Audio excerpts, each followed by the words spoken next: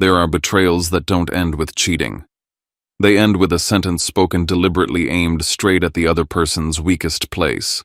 You'll never find someone like me. When the one who betrayed you doesn't apologize, doesn't feel remorse, and instead expects you to accept it because they believe you have no better options left, that is no longer love. That is contempt. That is manipulation. That is an attempt to trap someone into living the rest of their life believing they are less than they truly are. Before we dive into today's story, let us know where you're tuning in from. It's always amazing to see where our stories travel.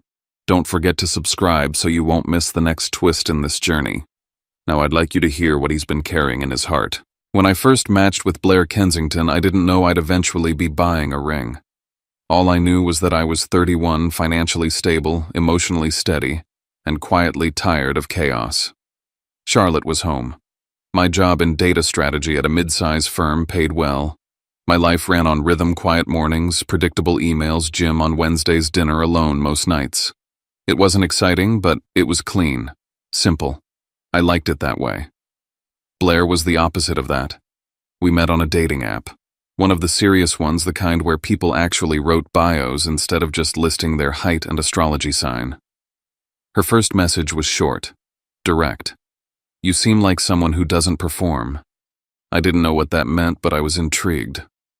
Our chats moved fast. Banter turned into long midnight calls. We talked until our voices got hoarse and the phone was warm against my cheek. She made me laugh, made me think, made me feel like I could actually be seen, not just swiped on. The night I met her in person uptown, Charlotte was buzzing. I was early, pacing near the valet stand, hands in pockets, running worst-case scenarios in my head. Then she stepped out of the Uber, and God, it was like the whole sidewalk exhaled. Red dress, leather jacket, hair that knew how to move. People looked, men looked. Even the hostess at the rooftop cocktail bar stopped talking mid-sentence. And just like that, I felt small. Not in a pathetic way, but in a way that reminded me Blair lived in a world that naturally tilted toward her. Like gravity bowed a little around her.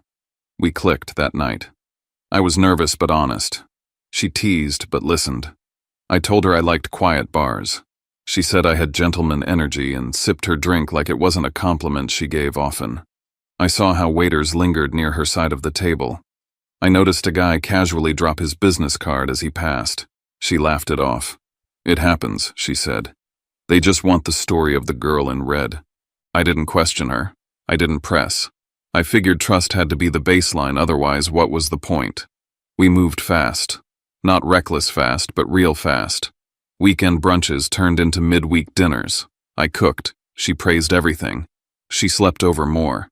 Then it became most nights. Then we stopped calling it sleeping over. I handed her a copy of the key. She started leaving face cream in the bathroom and heels by the door. And I didn't hate it. We fell into a rhythm. Freedom Park walks on Sundays. Grocery runs at the Harris Teeter near East Boulevard. She'd throw in wine I didn't know how to pronounce, laugh at how I folded laundry like a robot. Sometimes I'd catch her watching me quiet, thoughtful, and she'd just smile like she was memorizing something. I should have known better. There were moments. Blair was warm, magnetic, even silly at times. But she also had this confidence so sharp it could cut skin. Like the time we ran into her ex's cousin at a bar and she said, "God, I forgot how small some men think." She wasn't talking to me, but it landed anyway. When she suggested we talk about engagement, it came casually, like discussing what takeout to get. "I think you're someone I could build something solid with," she said one night, legs folded under her on our couch, sipping tea. I felt both elated and replaced. Like I was applying for a role she'd already written the description for, but I said yes. Of course I did. She was everything I'd once thought I didn't deserve. Beautiful, electric, ambitious. And she had picked me. I remember holding the ring box later that night after she'd gone to bed. It was small, velvet, black. It looked heavier than it was. I thought about how much of my life had been careful, calculated, and now I was standing at the edge of something that felt too good to be solid. Somewhere deep inside me, a quiet voice whispered, Why would someone like her choose someone like you? I shoved it down. I loved her. That had to be enough. But that voice never really left. It started as a joke. Most bad things do. We were curled up on the couch one night late. Blair had her head in my lap, scrolling her phone, half watching some crime doc playing on mute. It was one of those aimless conversations couples fall into when everything feels comfortable. We talked about celebrity crushes. She named someone predictable, an actor from some dystopian Netflix series. If he walked through that door right now, I said, and offered you a weekend, no questions asked. She smiled without looking up. I mean, would you really blame me? I played along, teasing. So that's your hall pass. She tilted her head, locking eyes with me for a moment too long. Honestly, I don't think many of them would say no to me. It was a joke. Maybe. But something about the way she said it didn't feel like one. It wasn't the words, it was the ease, the familiarity. Like this was a thought she'd had before, and the only thing new was saying it out loud. I laughed softly. Not because it was funny, but because I didn't know what else to do. The next morning I couldn't stop replaying that line. Even as we grabbed coffee from a spot near the light rail station, even as I walked her to her car, even as I went through emails and meetings, that voice in my head kept twisting the memory like a knife. That wasn't insecurity talking. It was instinct. I started noticing more. Blair's phone always buzzed face down. She didn't jump or flinch when it lit up. She just ignored it like someone so used to attention it had become background noise. Sometimes she'd step into another room to take a call, then come back smiling like nothing happened. And when I'd ask about her day, she had a way of giving answers that told me nothing but sounded complete. That night we had dinner in South End. Trendy taco bar, long wait, loud music. We squeezed into a two-top against the window, and halfway through our drinks some guy stopped by. Hey, Blair. Familiar smile, confident tone. His hand grazed her arm in a way that wasn't nothing. She smiled back. Oh, this is just an old friend from college, she said quickly, barely glancing at me. No name, no backstory, nothing. The guy nodded, said something about how good it was to see her, then disappeared. I asked nothing. But I watched how fast she changed the subject, how her posture shifted, how her hand found mine across the table like she needed to reaffirm something, maybe to me, maybe to herself. Later in the car, she played music like always, sang along. But her phone lit up again, and this time just for a second it was in my line of sight. A message. A preview. Then message unsent. I didn't say a word. She noticed. And in a movement so fast it looked rehearsed, she snatched the phone and turned it face down again. That's when it hit me, not the message itself, but the reflex. That was muscle memory. That was experience. That was not the behavior of someone with nothing to hide. I didn't confront her. Not then. Not yet. I went to bed that night next to the woman I was planning to marry, and for the first time I didn't feel at peace. I felt like I was holding a glass house with trembling hands, trying not to see the cracks forming right in front of me. I made a decision. I would wait. I would watch. I would stop giving benefit of the doubt where doubt had already taken root. Because deep down, I was starting to believe that whatever I found next might destroy everything. The first time Blair came home late, I didn't even flinch. She texted that she was wrapping things up and would be home soon. It was a Wednesday. I'd cooked chicken piccata, her favorite. The lemon butter sauce had already started to congeal by the time she walked in at 8:47 p.m. Hair down, blazer in hand, smile casual. Sorry, she said. Work ran long. Then Amy asked if I could grab a quick drink to vent about her breakup. I nodded. I wanted to believe her. Why wouldn't I? But then it became a pattern. Fridays stretched longer. Mondays turned murky. Back-to-back meetings. Lost track of time. Drinks with clients. I was already near South End, so figured I'd stay a bit. And the details stopped coming. Before she'd tell me what Amy said, how the new girl at her firm wore Chanel perfume so thick it fogged up the conference room. But now, just vague gestures, soft smiles, quick pecks. Her phone always face down. I told myself it was stress. End of quarter chaos. Burnout. God knows I've had weeks like that too. But I noticed things. Like the way her coat would sometimes smell faintly like smoke, not cigarettes, not weed, just the cloying, musky scent of someone else's night. Or how she'd walk in head straight to the bathroom and shower before even saying much more than hi. I wasn't accusatory. That's not who I am. I waited, gave her room. One night I finally asked quietly over reheated pasta. "Hey, you've been getting home pretty late. Everything okay?" She looked up from her plate, blinked once. "It's just been busy." With she put down her fork. "Wow. Really? That's where this is going?" I stared. "I'm just asking. You're acting like I'm sneaking around. Is this gonna be a thing now, me checking in like a teenager?" "No," I said, shrinking. "I'm just trying to understand." She scoffed. "You sound like my dad." And just like that, the conversation was over. She took her plate to the sink, phone in hand, tapping quickly with her thumb. That was the first time I felt small for simply caring. After that, I stopped asking. But I started noticing more. Like how every time her phone lit up, she'd flip it over, or leave the room entirely to answer a call. She said she didn't want work interrupting our evenings. But that wasn't how it felt. It felt curated, controlled. I started tracking not obsessively but quietly. Notes on my phone. Tuesday home at 9:12 p.m., said client dinner. Thursday mild perfume, not hers. The worst part, I still loved her. I still wanted to believe every excuse, every story. But then came the message. It was late past midnight. I was rinsing glasses from a solo dinner she missed again. My phone buzzed. No name, just a number. The message read, "Greater than you don't know me, but I think you should ask Blair where she really was tonight. South End rooftop bar around 8. She wasn't alone. Attached was a photo. Blurry, zoomed in. But the silhouette was unmistakable. That high ponytail. The black wool coat. The tilt of her laugh. I stared at the screen for a long time. Could have been someone messing with me. Could have been nothing. But the message included something specific, her car's license plate. A single letter wrong but close enough to be real. That detail shook me. I didn't confront her. What was I going to say? Someone sent me a stalker message about you, explain yourself. No. If she was lying, she'd only sharpen the lie. And if she wasn't, then God help me for ever doubting her. But I'd crossed a threshold now. The version of love where you take things at face value, that was over.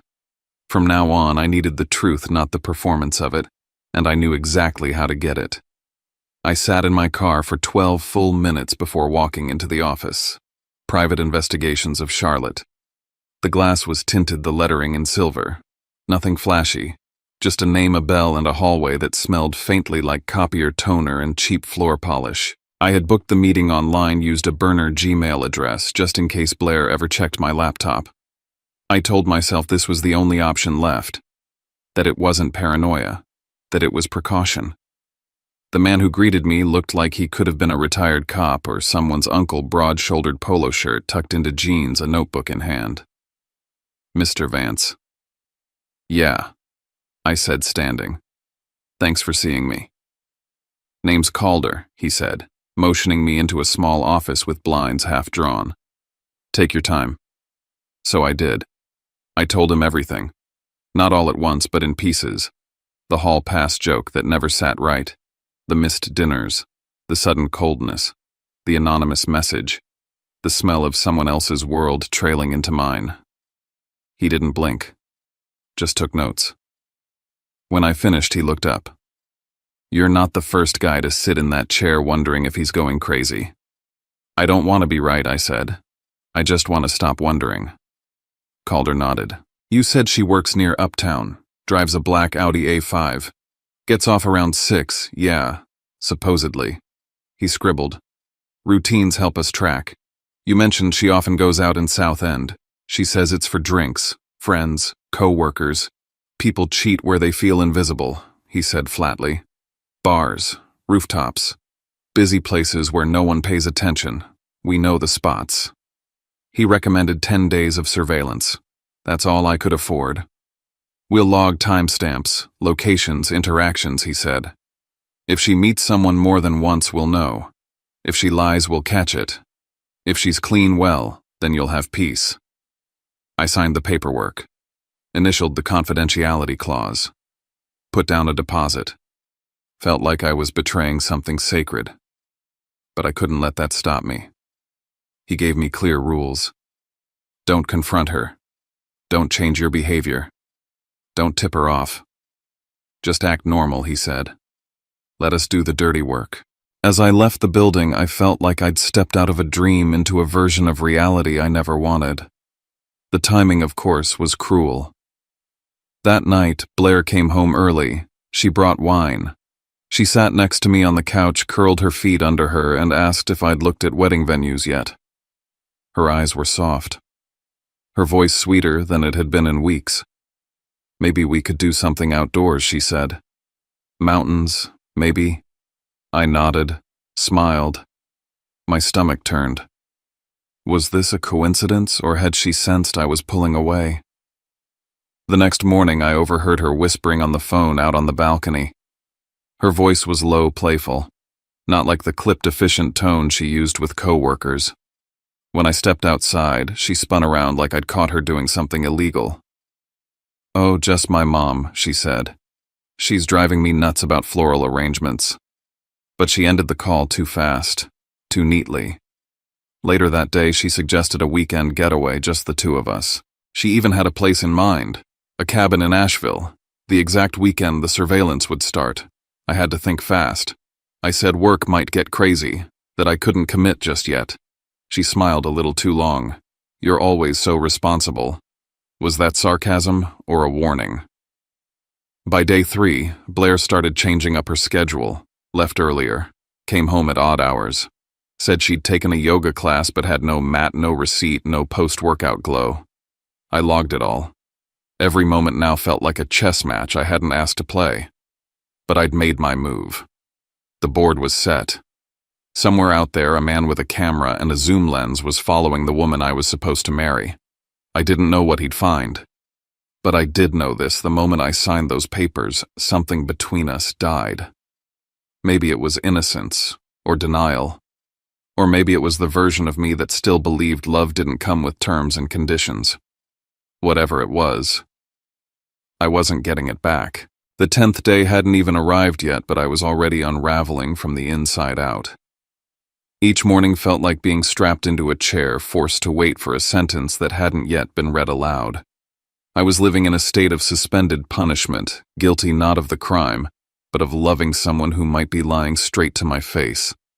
At work, I showed up on time. I nodded in meetings. I answered emails, but none of it registered. My screen blurred into meaningless blocks of text. When a colleague asked if I was okay, I told them I was just tired, which wasn't a lie technically, but it wasn't the truth either. The truth was living in my gut like a parasite chewing at my insides.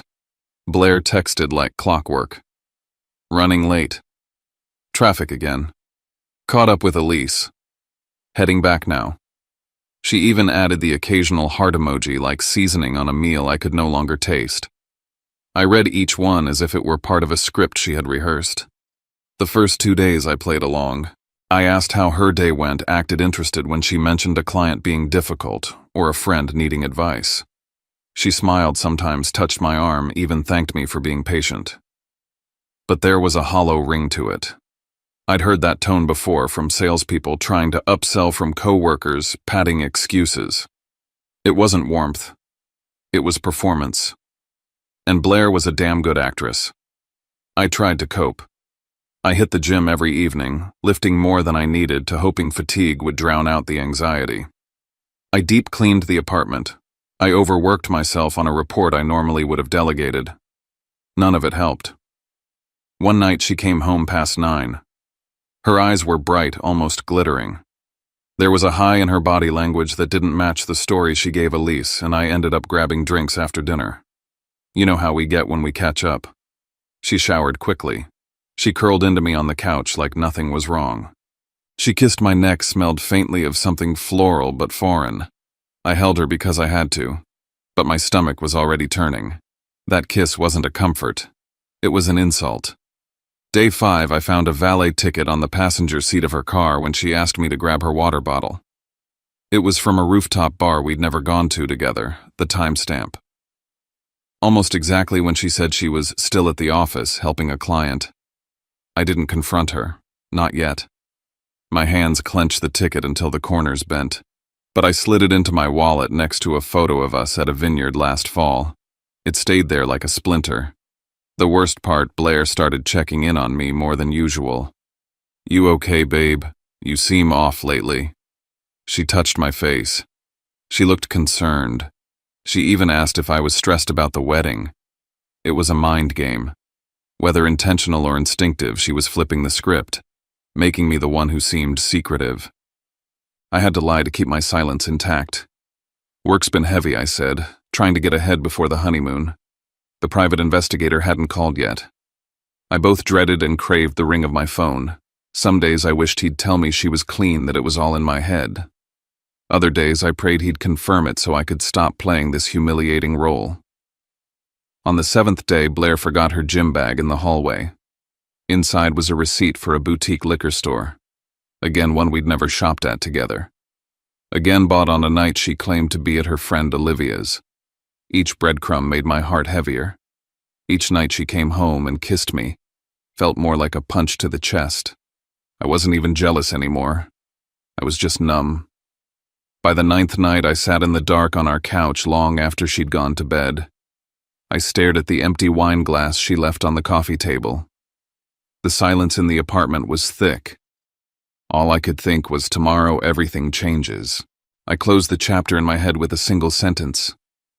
If he brings me proof, there's no going back. Day 10 arrived with the weight of a funeral. My phone rang at 10:14 a.m. I froze when I saw the caller ID Calder Investigations. I walked out of the office, heart thudding like a drum in my throat. When I answered, Mr. Calder's voice was calm, almost too calm. "I have the information you asked for," he said. "It's best we talk in person." I drove to his office like I was headed to hear a diagnosis. I didn't touch the radio. My palms were sweating. My throat was dry. The stoplights in Charlotte felt endless, blinking red like warnings from a higher power. Inside the office looked the same, tidy, minimal, anonymous, but the weight of what I was about to hear made the air feel heavier. A manila envelope sat on the desk between us like a silent witness. Mr. Calder asked, "Would you prefer to hear it first or look at the documentation?" I opted to hear it. Somehow I thought the words might land softer than photographs. He didn't dramatize, just facts. Over the course of the past 10 days, Ms. Kensington was seen visiting an apartment complex in Southend 3 times, the same unit each time. Entered alone. Exited alone approximately 2 hours later. He paused. Each time she was seen in visible contact with a man named Holden Pierce. According to DMV records, he resides at that unit. Photographic evidence confirms physical affection, hand-holding, hugging, and kissing on 2 occasions. I nodded, numb. I asked for the dates and times. They aligned with every night she'd told me she was working late or with friends. I reached for the envelope. My fingers didn't tremble. They were ice. Inside were 8 photographs, all time-stamped. Blair and Holden in a garage, in front of his building, on the sidewalk near a coffee shop, one where he brushed her hair back from her face, one where they kissed, one where she leaned her head on his shoulder. Every frame shattered a different illusion I'd held onto. What broke me wasn't just the betrayal, it was the familiarity. She looked happy, effortless. Not like someone sneaking around, but like someone exactly where she wanted to be.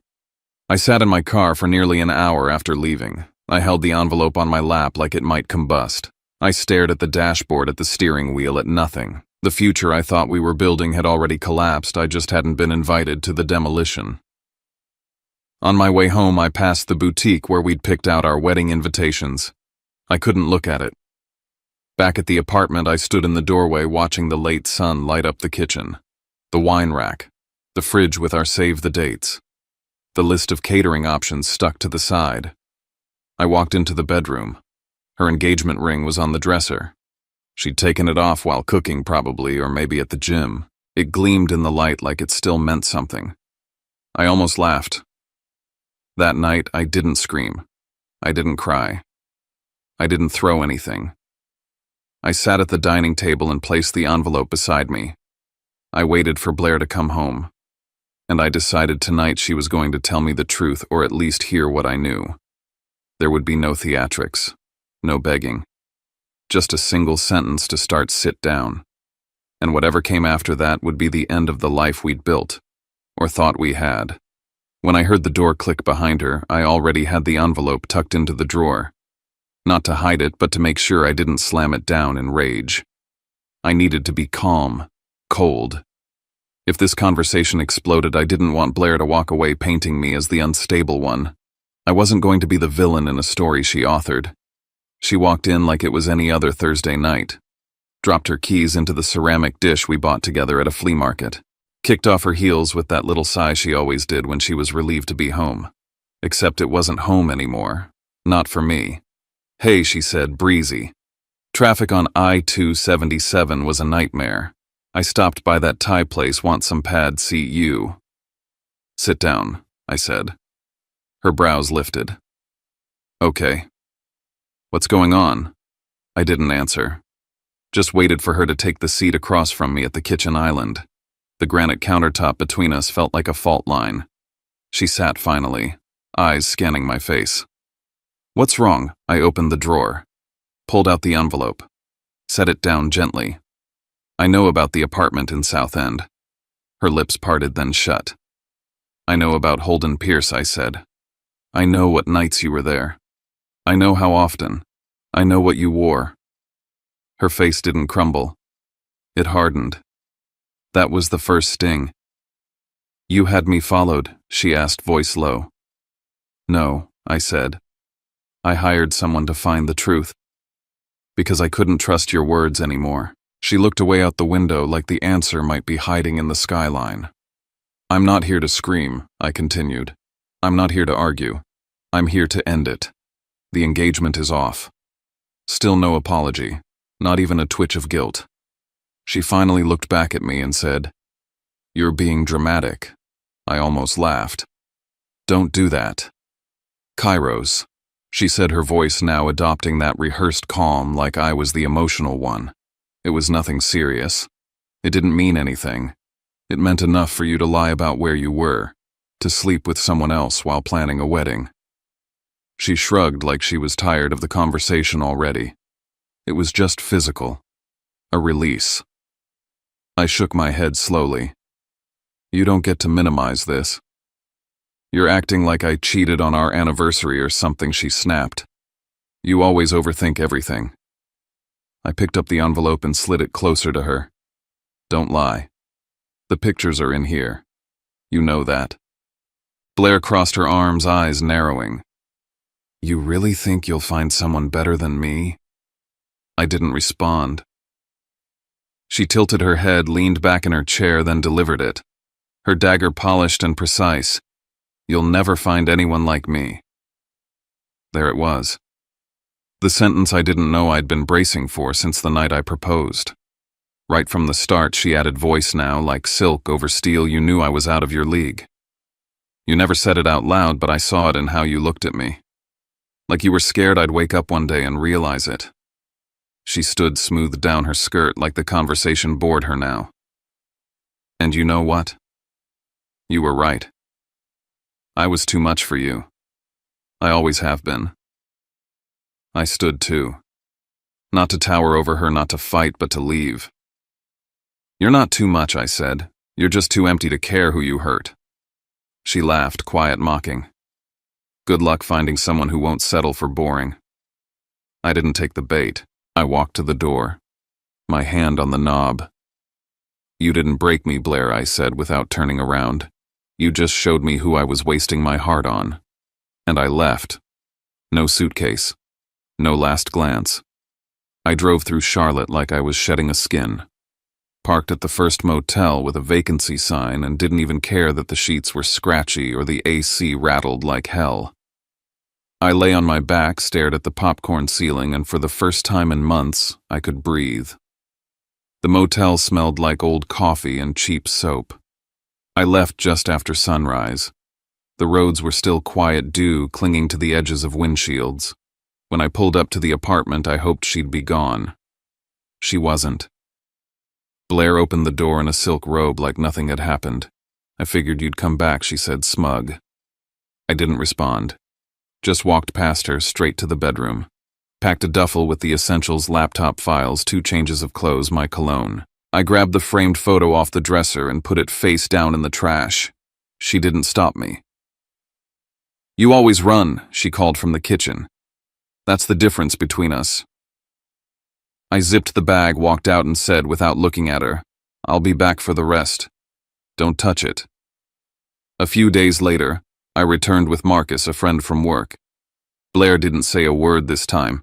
She just watched from the kitchen, arms crossed. Like a queen watching her servant resign. She texted later that night. You're really done, huh? You actually think you'll find someone who makes you feel like I did? I blocked the number, deleted her contact, removed every trace of her from my phone, my laptop, my life. I moved into a new place a week later, smaller, quieter, no shared closet, no soft lies whispered over dinner. I worked. A lot. Went back to the gym. Let my friends drag me out even when I didn't feel like it. The apartment started feeling like mine, not just a pit stop on the way to some fantasy life I'd imagined with her. Exactly 1 year later, I found myself standing in front of a ballroom downtown for my 15-year high school reunion. I almost didn't go. But I did. And that's where I saw Jess Elaine. We caught up, laughed, sipped wine. Then she leaned in and asked, You remember Harlow Wynn? Of course, I said. Everyone remembered Harlow. Well, she always had the biggest crush on you, Jessa said, smirking. She actually made me promise to tell you if you showed. I blinked. You're kidding. Nope.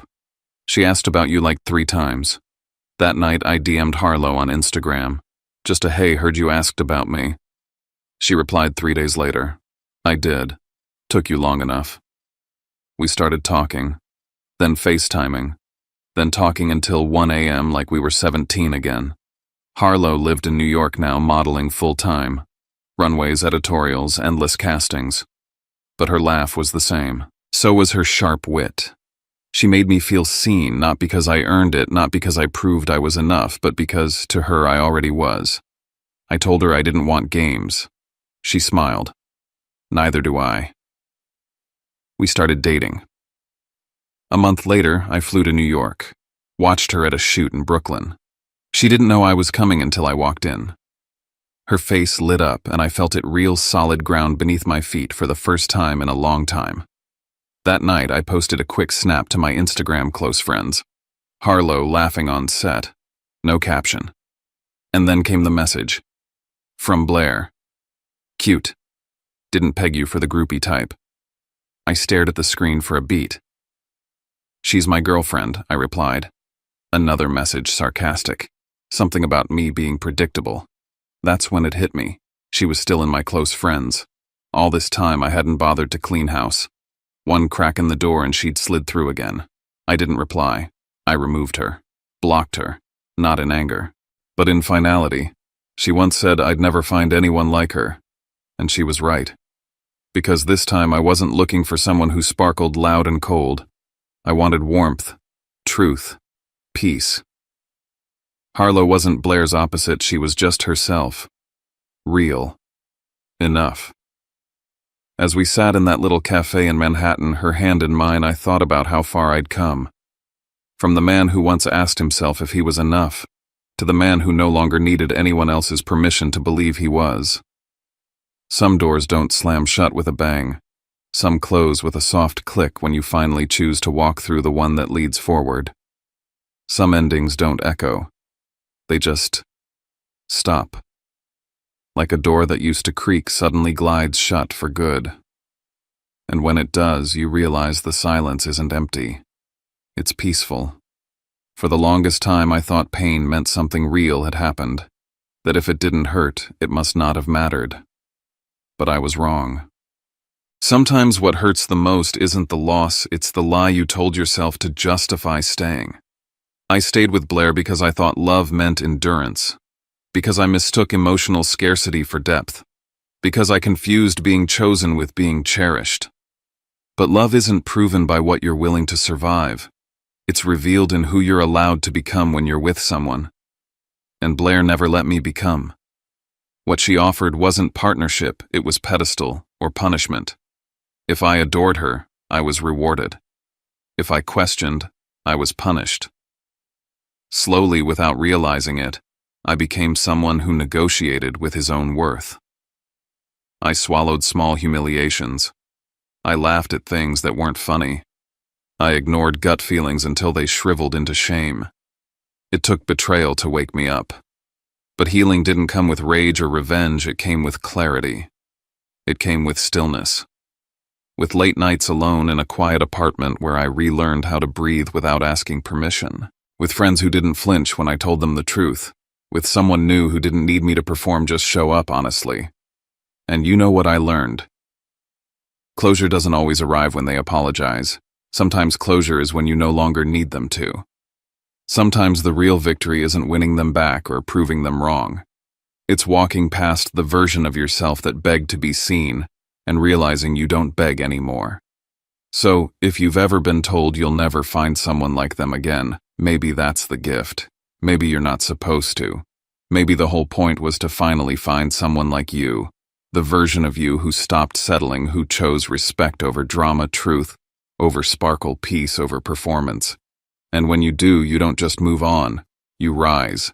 Some stories don't end with a bang. They end with a quiet decision. A moment when someone chooses peace over pride, self-worth over illusion. And just like that, a door closes not out of spite, but out of self-respect. What we heard today wasn't just about betrayal or heartbreak. It was about waking up from a long silence, finding the strength to walk away not because you hate someone, but because you finally remembered how to love yourself. We all carry different thresholds for pain. Some stay longer, some leave too late.